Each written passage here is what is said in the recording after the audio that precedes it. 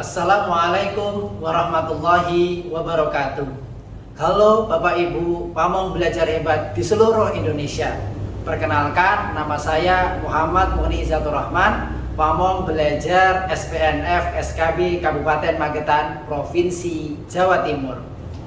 Saat ini ada banyak pondok pesantren yang hanya memberikan pendidikan keagamaannya saja kepada santri tanpa mengikut sertakan santrinya ke dalam pendidikan formal, apalagi pendidikan non formal. Banyak juga pondok pesantren yang menggunakan aturan bahwasanya santri tidak boleh membawa handphone dan juga laptop. Namun di Kabupaten Magetan terdapat beberapa pondok pesantren yang mengikut sertakan seluruh santrinya dalam pendidikan kesetaraan di SKB Kabupaten Magetan. Salah satunya adalah pondok pesantren Sintesa yang berada di Kecamatan Kawedanan, Kabupaten Magetan. Di pondok pesantren Sintesa, seluruh santrinya justru diwajibkan untuk memiliki perangkat elektronik seperti handphone dan juga laptop, bahkan dengan spesifikasi minimal tertentu.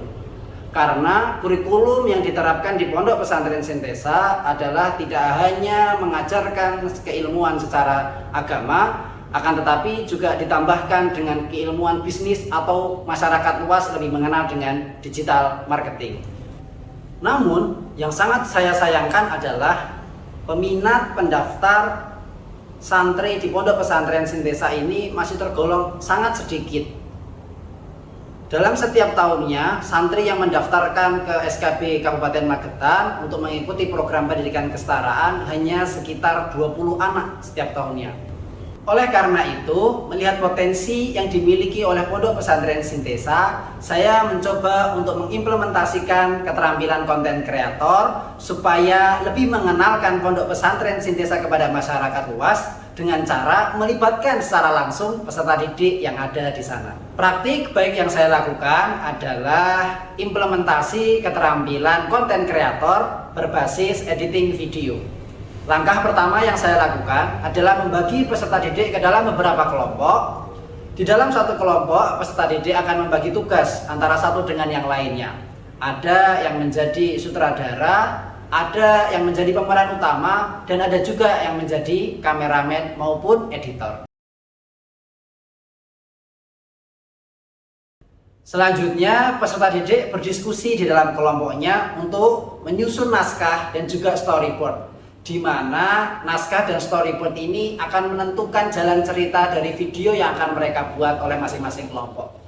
Dari penyusunan naskah dan storyboard, saya mendapati peserta didik dari 4 kelompok memiliki ide yang berbeda-beda. Ada yang pertama membuat cerita tentang kegiatan sehari-hari di dalam hari efektif di pondok pesantren. Ada juga yang menceritakan kegiatan di hari libur ketika pondok pesantren.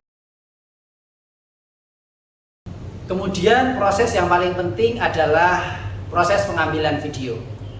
Proses pengambilan video dilakukan di area sekitar pondok pesantren Sintesa karena topik yang diangkat di dalam video ini adalah kegiatan-kegiatan yang bisa mempromosikan pondok pesantren Sintesa, seperti kegiatan sehari-hari di hari efektif ataupun kegiatan di hari libur pondok pesantren.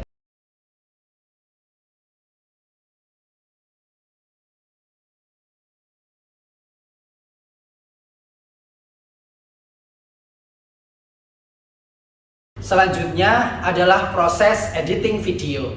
Saya sebagai tutor keterampilan konten kreator memberikan umpan kepada peserta didik dengan memberikan pelatihan satu aplikasi editing video.